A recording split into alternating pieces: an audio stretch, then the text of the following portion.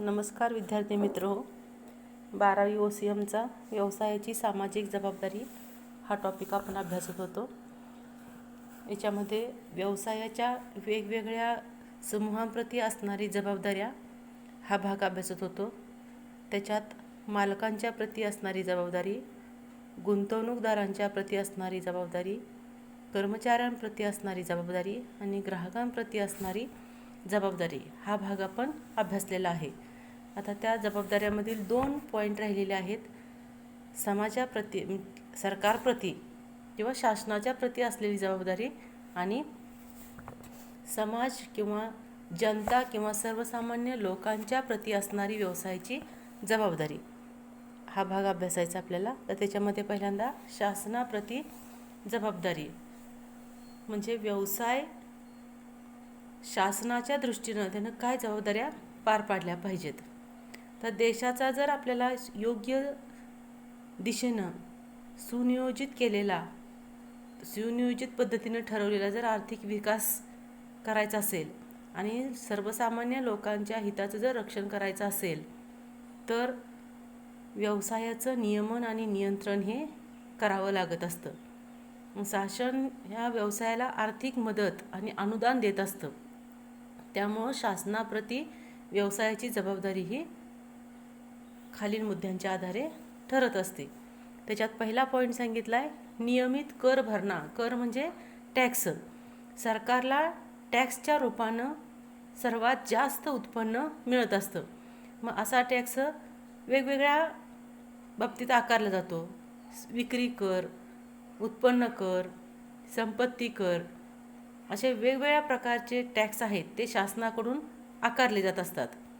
मग व्यवसाय घटकांनी जर हे टॅक्स वेळेवर जर भरले नाहीत तर शासनाकडं आर्थिक निधी उपलब्ध होत नाही, पैसा उपलब्ध होत नाही. आणि जर हा टॅक्स वेळेत नाही भरला तर निधी अभावी जे काही शासनानं विकास प्रकल्प हाती घेतलेले असतात ते पूर्ण करणं अवघड होतं. त्यानंतर दुसरा पॉईंट आहे नियम व कायद्यांचं पालन. म्हणजे प्रत्येक व्यवसायासाठी शासनानं काही ना काहीतरी नियम घालून दिलेले असतात, काहीतरी कायदे ठरवलेले असतात. मग व्यवसाय जर सुरू करायचा असेल तर त्यासाठी त्याचा परवाना मिळवावा लागतो. विशिष्ट व्यवसायासाठी व्यवसाय सुरू करण्याचा परवाना मिळवावा लागतो. त्या व्यवसायाची कार्यप्रणाली ठरलेली असते. किंमत निश्चिती आणि उत्पादन यासाठी शासन व्यवसायासाठी केलेल्या नियमांचं किंवा शासनानं जे काही व्यवसायासाठी जे नियम केलेले आहेत त्यांचं पालन केलं पाहिजे. आणि जर ह्या नियमांचं उल्लंघन झालं तर कायदा आहे तो त्या व्यवसायावरती कायदेशीर कारवाई करू शकत असतो. थोडक्यात काय तर त्यांनी व्यवसाय हा कायदेशीर मार्गानं चालवला पाहिजे. व्यवसायाच्या मालकांनी व्यावसायिकांनी व्यवसाय हा कायदेशीर मार्गानंच चालवावा. त्यानंतर तिसरा आहे परकीय चलन मिळवणे. आता परकीय चलन जर मिळवायचं असेल तर आपला जो काही माल आहे तो व्यवसाय संघटनांनी निर्यात केला पाहिजे. कारण माल जर निर्यात केला तरच परकीय चलन त्या ठिकाणी मिळत असतं. मग परकीय चलन जर आपल्याला मिळवायचं असेल तर त्या ठिकाणी तेवढी वस्तूची गुणवत्ता असावी लागते. असा गुणवत्तापूर्ण माल तयार करण्याची जबाबदारी ही त्या व्यावसायिकांच्यावरती असते. विविध प्रकारच्या वस्तू, मौल्यवान आणि महत्त्वपूर्ण उत्पादनं यांची जर आपल्याला आयात करायची असेल तर त्यासाठी शासनाला परकीय चलन हे गरजेचं असतं. आणि ते परकीय चलन ह्या व्यावसायिकांनी मालाची निर्यात करून उपलब्ध करून द्यायचं असतं. त्यानंतर चौथा पॉईंट आहे तो म्हणजे आर्थिक विकास. म्हणजे देशाचा जर संतुलित आणि जलद आर्थिक विकास जर करायचा असेल तर त्या विकासासाठी शासनानं काहीतरी निश्चित ध्येय ठरवलेले असतात. विशिष्ट ध्येय हे शासन निश्चित करत असतं. मग यावेळी काय करायचं असतं तर व्यवसाय संघटनेनं शासनाला वेळोवेळी सहकार्य केलं पाहिजे, सरकारला मदत केली पाहिजे. त्यानंतर सामाजिक आर्थिक धोरणांची अंमलबजावणी. म्हणजे शासनाला सामाजिक आर्थिक कार्यक्रम आणि धोरणांची अंमलबजावणी करण्यासाठी व्यवसाय क्षेत्राकडून सहकार्याची व मदतीची अपेक्षा असते. म्हणजे काय म्हटलं बघा, शासनाला सामाजिक आर्थिक कार्यक्रम आणि धोरणांची अंमलबजावणी करायची आहे. म्हणजे सरकार व्यवसायासाठी काय करणार आहे बघा, या ठिकाणी व्यवसाय संस्थांनी शासनाला सामाजिक आणि आर्थिक कार्यक्रम राबवण्यासाठी आणि धोरणांची अंमलबजावणी करण्यासाठी सहकार्य आणि मदत करावी. त्यानंतर शासनास सूचना देणे, म्हणजे जे काही व्यावसायिक संस्था आहेत त्यांनी शासनास सूचना काय, तर औद्योगिक धोरण किंवा आयात निर्यातीचं धोरण, परवाना धोरण इत्यादी महत्त्वपूर्ण जी काही धोरणं आहेत ती आखण्यापूर्वी व्यवसाय संघटना शासनास सूचना किंवा मार्गदर्शन करू शकतात.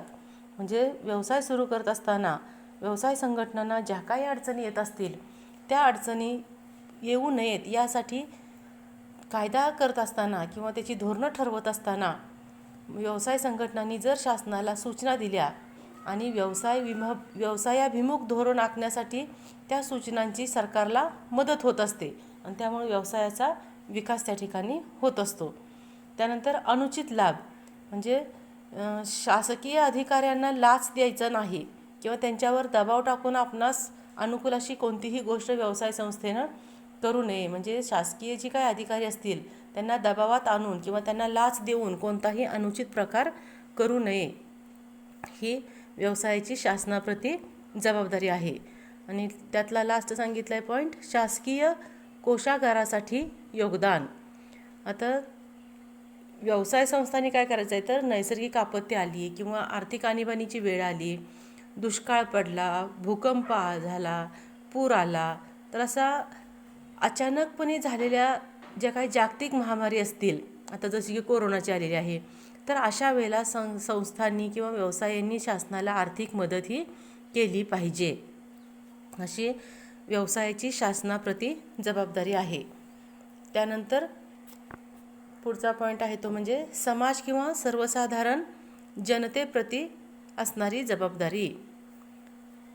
आपण बघितलेलं आहे समाजाच्या मदतीशिवाय, समाजाशिवाय व्यवसाय हा पूर्ण होऊ शकत नाही. मग अशा ह्या समाजाच्या प्रती व्यवसायानं काय जबाबदाऱ्या पार पाडल्या पाहिजेत, तर पहिलं म्हणलं आहे पर्यावरणाचे संरक्षण. कारण पर्यावरणाचं संरक्षण जर नाही झालं तर सगळेच मनुष्य प्राणी आहेत किंवा मानवजात आहे, प्राणीमात्र आहेत, यांचं वास्तव्य आहे, त्यांचं अस्तित्व आहे ते धोक्यात येत असतं.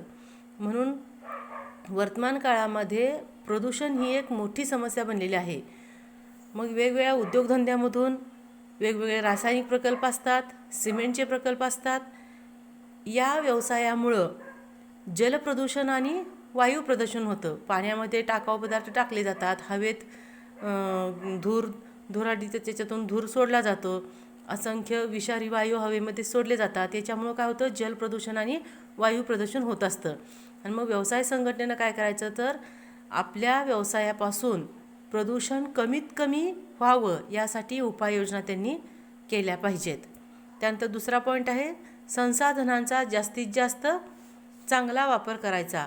म्हणजे व्यवसाय संस्थांनी काय करायचं आहे, तर त्यांच्याकडे जी काय उपलब्ध नैसर्गिक संसाधनं असतील, जमीन असेल, पाणी असेल, इंधन असेल किंवा इतर कोणताही दुसरा घटक असेल, पाणी असेल, तर या सर्वांचा पर्याप्त वापर करायचा आणि त्याचा कार्यक्षमपणे वापर करायचा. पर्याप्त आणि कार्यक्षमपणे वापर करायचा की जेणेकरून त्याचा अपव्यय टाळला जाईल. त्यानंतर तिसरा पॉईंट आहे दुर्बल घटकांसाठी आरक्षण. म्हणजे समाजामध्ये आर्थिकदृष्ट्या दुर्बल घटक असतात, त्यांची प्रगती करण्यासाठी किंवा प्रगती होण्यासाठी व्यवसायांनी त्यांना जागा राखीव ठेवल्या पाहिजेत. म्हणजे आरक्षित आपण जे रिझर्व म्हणतो तसं रिझर्वेशन हे त्या आर्थिकदृष्ट्या दुर्बल घटकांच्यासाठी व्यवसायानं ठेवलं पाहिजे, अशी व्यवसायाकडून समाजाची अपेक्षा असते. मग या लोकांना व्यवसायाकडून वेळोवेळी आर्थिक आणि इतर मदतीची पण अपेक्षा असते. त्यानंतर चौथा पॉईंट आहे मागासलेल्या भागांचा विकास. बघा चौथ्या पॉईंटपर्यंत आला आपण, मागासलेल्या भागांचा विकास. म्हणजे व्यवसाय संघटनेने काय करायचं आहे, तर मागास भाग आहे त्या ठिकाणी व्यवसाय सुरू करावा. म्हणजे जिथं खूप सधनता आहे, खूप विकसित भाग आहे, अशा भागामध्ये व्यवसाय सुरू न करता जो भाग अविकसित आहे अशा मागास भागामध्ये व्यवसाय सुरू करावा अशी समाजाची अपेक्षा असते. मग असं केल्यानं काय होतं, तर ग्रामीण भागात, कारण अविकसित भाग म्हटलं की तो ग्रामीण भाग असणार आहे, मग त्या ग्रामीण भागातल्या लोकांना रोजगाराच्या संधी निर्माण होतात आणि मग त्यांची रोजगार मिळाला की त्यांची खरेदी शक्ती असते ती वाढत असते. मग त्यामुळं ॲटोमॅटिक काय होतं, त्यांचं उत्पन्न वाढलं, पैसा आला, म्हणजेच ग्रामीण भागाच्या विकासाला त्यातून मदत होत असते. त्यानंतर 5वा पॉईंट आहे समाज विघातक कृत्यांना विरोध. समाज विधायक कृत्य केलं तर ते ॲक्सेप्ट केलं जातं, पण जर समाज विघातक, समाजाला इजा पोहोचेल असं जर कृत्य केलं तर त्याला व्यवसाय संघटनांनी किंवा समाज हा त्या ठिकाणी विरोध करणार आहे. मग समाजविघातक कृत्यामध्ये व्यवसाय संघटनेने सहभागी होता कामा नये. म्हणजे वाईट कृत्य करण्याच्या ज्या काही घटना असतील त्याच्यामध्ये व्यवसायानं सहभागी व्हायचं नाही. असं जर सहभागी झाले तर त्याचा समाजावर काय होतो, तर वाईट प्रतिकूल असा परिणाम होत असतो. आणि समाजविरोधी घटकांना कोणतीही आर्थिक मदत पुरवता कामा नये. म्हणजे जे घटक समाजाला घातक आहेत अशा कोणत्याही घटकाला व्यवसायानं पैसे द्यायचे नाहीत, आर्थिक मदत करायची नाही. गुन्हेगारी प्रवृत्तीच्या व्यक्ती असतील त्यांच्याशी सुद्धा कोणत्याही प्रकारचे संबंध व्यावसायिकांनी ठेवायचे नाहीत. तसंच शासकीय लोकांनासुद्धा लाच द्यायची नाही. अशी समाज विघातक कृत्य आहेत ती व्यवसायांनी करू नये अशी समाजाची किंवा जनतेची अपेक्षा असते. त्यानंतरचा पॉईंट आहे आर्थिक मदत. दारिद्र्य नाहीसं करायचं आहे, अज्ञान नाहीसं करायचं आहे, तर त्यासाठी विविध कारणांसाठी समाजाची व्यवसायाकडून आर्थिक मदतीची अपेक्षा असते. म्हणजे अज्ञान निर्मूलनाचा कार्यक्रम घ्यायचा आहे, दारिद्र्य निर्मूलन करायचं आहे, तर त्याच्यासाठी वेगवेगळ्या योजना आखायच्या आहेत, निधी उपलब्ध करायचा आहे. तर असा निधी उपलब्ध करत असताना व्यवसायांनी किंवा व्यावसायिकांनी आर्थिक मदत करावी, पैसे द्यावेत अशी अपेक्षा ही समाजाची असते. अंमली पदार्थ विरोधी मोहीम आखायची आहे, ध्वनी प्रदूषण विरोधी मोहीम आखायची आहे. तर अशा समाज जागृती करणाऱ्या वेगवेगळ्या कार्यक्रमांसाठी व्यवसाय संघटनांनी आर्थिक मदत करावी अशी त्यांची अपेक्षा असते. म्हणजे असे वेगवेगळे जेव्हा कार्यक्रम आयोजित केले जातात त्यावेळेला या व्यावसायिकांनी त्या समाजाला घटकाला किंवा जे असे कार्यक्रम आयोजित करते त्यांना पैशाची मदत करावी अशी समाजाची व्यवसायाकडून मदत असते. त्यानंतर 7वा पॉईंट आहे अतिदाट गर्दी रोखावी. म्हणजे काय, व्यवसायानं शहरामध्ये उद्योगांचे होणारे केंद्रीकरण टाळायचं आहे. कारण शहरामध्ये तर व्यवसाय उद्योग भरपूर प्रमाणात आहेत, तिथं केंद्रीकरण झालेलं आहे. मग इथं काय सांगितलं की तुम्ही केंद्रीकरण करू नका, तर त्याचं वेगवेगळ्या भागामध्ये ते विखुरले जावेत. उद्योगधंद्याची स्थापना प्रामुख्यानं औद्योगिक क्षेत्रामध्येच केली पाहिजे. रहिवासी भागावर होणारे प्रतिकूल परिणाम त्यांनी टाळले पाहिजेत. म्हणजेच काय, तर व्यवसाय संस्थांनी शहरामध्ये होणारं केंद्रीकरण टाळलं पाहिजे आणि उद्योग हे शासनानं जिथं जागा निश्चित करून दिलेली आहे त्या उद्योग क्षेत्रामध्येच स्थापन करावेत. शहरी वस्त्यामध्ये उद्योग असू नयेत. त्यामुळे शहरी वस्त्या ज्या काय आहेत त्यावर त्याचा दुष्परिणाम होत असतो. आणि 8वा पॉईंट सांगितला आहे रोजगार निर्मिती. म्हणजे व्यवसाय संस्थांनी व्यवसाय विस्तारीकरण केलं आणि व्यवसाय विभाजनसारखा धोरणं जर समाजातील वेगवेगळ्या घटकांसाठी जर आयोजित केली तर त्यामुळे रोजगाराच्या विविध संधी उपलब्ध होणार आहेत. म्हणजे व्यवसायानं काय करायचं आहे, तर समाजातील जे काही सर्व घटक आहेत त्यांच्यासाठी मोठ्या प्रमाणावर रोजगाराच्या संधी उपलब्ध केल्या पाहिजेत. विस्तार आणि केंद्रीकरणाच्या कार्यक्रमाद्वारे ते शक्य होत असतं आणि त्यामुळं समाजातील जो काही बेकारीचा प्रश्न आहे किंवा दारिद्र्याचा प्रश्न आहे तो सोडवण्यास यामुळे मदत होते. बेकारी आणि दारिद्र्य कमी कधी होईल, तर ज्यावेळेला लोकांच्या हातात पैसा येईल त्यावेळेला बेकारी आणि दारिद्र्य नाहीसं होईल. मग जर त्यांना रोजगार उपलब्ध झाला तर ॲटोमॅटिक काय होतं, तर दारिद्र्य आणि बेकारी ही नाहीशी होत असलेली दिसून येते. आणि त्यानंतरचा पॉईंट आहे तो म्हणजे पर्यावरण संरक्षणाप्रती सामाजिक जबाबदारी. म्हणजे व्यवसायानं पर्यावरणाचं रक्षण केलं पाहिजे, संवर्धन केलं पाहिजे. व्यवसाय संस्था वस्तू आणि सेवांचं उत्पादन करण्यासाठी सर्व प्रकारची जी काही नैसर्गिक साधनसंपत्ती आहे किंवा नैसर्गिक संसाधनं आहेत त्यांचा वापर करत असतात. मग तो वापर करत असताना पर्यावरणाचं संरक्षण करणं ही सुद्धा व्यवसाय संस्थांची एक जबाबदारी असलेली दिसून येते. मग निसर्गाचा समतोल बिघडणार नाही याची काळजी घेऊन विकास करायचा आहे. औद्योगिकीकरण करायचं आहे, पण या औद्योगिकीकरणामुळं अपायकारक जे काही टाकाऊ पदार्थ निर्माण होत असतात त्याच्यामुळं काय होतं तर प्रदूषणाची समस्या निर्माण होत असते. मग हे प्रदूषणाची समस्या निर्माण होऊ नये यासाठी व्यावसायिकांनी काळजी घ्यायची आहे. याच्यामध्ये व्यवसाय कंपनी दिलेली आहे, त्याच्यातनं कच्चा मालाचं उत्खनन होतं, संसाधनाचं व्यवस्थापन होतं, टाकाऊ पदार्थांची निर्मिती होती आणि हे सगळं बाहेर पडलं की त्याचा पर्यावरणावरती परिणाम होत असतो.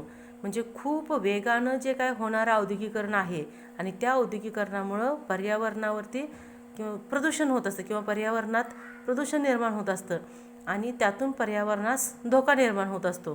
त्याच पद्धतीनं जैवविविधता आहे त्याचा ऱ्हास होत असतो. जैवतंत्रज्ञान वापरून विकसित केलेले जे काही सजीव आहेत यामुळं पर्यावरणाच्या समस्या निर्माण होत असतात आणि या व्यवसायाचा पर्यावरणावरील परिणाम म्हणजे हवा प्रदूषण होतं, जल प्रदूषण होतं, ध्वनी प्रदूषण होतं आणि इलेक्ट्रॉनिक कचरा या समस्या त्या ठिकाणी निर्माण होत असलेल्या दिसून येतात. मग ह्या टाकाऊ पदार्थांचं जर संवर्धन करायचं असेल तर त्यासाठी उपलब्ध असणारी तंत्र पण आपल्याला सांगितलेले आहेत. 4R सांगितलेत. पहिला R म्हणजे रिडक्शन, घट करायचे आहे. दुसरा R म्हणजे रियूज, पुन्हा वापर करायचा आहे. तिसरा R म्हणजे रिसायकलिंग, म्हणजे पुनर्निर्मिती करायची आहे. आणि चौथा R म्हणजे रिकव्हरी, म्हणजे पुनर्प्राप्त करायचं आहे. म्हणजे पहिल्या Rचं घट आहे रिडक्शन. त्याच्यात काय सांगितलं आहे तर जेथे शक्य आहे तेथे अपव्यय टाळण्यास प्राधान्य द्यावे. म्हणजे प्रतिबंधात्मक उपाय असतील, जेथे शक्य आहे तेथे अपव्यय टाळण्याचा काटेकोरपणे प्रयत्न केला पाहिजे. दुसऱ्या R म्हणजे रियूज, म्हणजे पुनर्वापर. म्हणजे जर टाकाऊ पदार्थ निर्माण होत असतील तर त्यांचा पुन्हा वापर त्या ठिकाणी केला पाहिजे. जिथं शक्य आहे तिथं त्यांचा पुनर्वापर करावा. त्यानंतर तिसरं पुनर्निर्मिती, म्हणजे यातच काय सांगितलं आहे, टाकाऊ वस्तूंचं प्रमाण कमी करता येत नाही किंवा त्यांचा पुनर्वापर करता येत नाही अशा वस्तूंची पुनर्निर्मिती करावी. बघा, जिथं टाकाऊ वस्तू पण कमी करता येत नाहीत आणि त्याचा पुनर्वापर पण करता येत नाहीत, पहिले दोन्ही पण R आहेत ते आपण टाळू, म्हणजे आपल्याला त्याचा वापर करता येत नाही, अशा वेळेला तिसरा R काय वापरायचा तर त्या वस्तूंची पुनर्निर्मिती करावी त्या वस्तूंच्यापासून. आणि शेवटचा R म्हणजे रिकव्हरी आहे, पुनर्प्राप्त. तर त्याच्यात काय सांगितलं आहे, या टाकाऊ वस्तूंच्या प्रमाणात घट करता येत नाही व ज्यांचा पुनर्वापर किंवा पुनर्निर्मिती पण शक्य नाही अशा वस्तू काय करायच्या तर त्याचे ऊर्जा किंवा कच्चा माल म्हणून पुनर्प्राप्त कराव्यात. म्हणजे कच्चा माल म्हणून त्याचा वापर करायचा आहे. आणि यानंतर जे व्यवसाय नीतिशास्त्र हा पॉईंट आहे तो पॉईंट तुमच्या सिलेबसमधून कट झालेला आहे. धन्यवाद.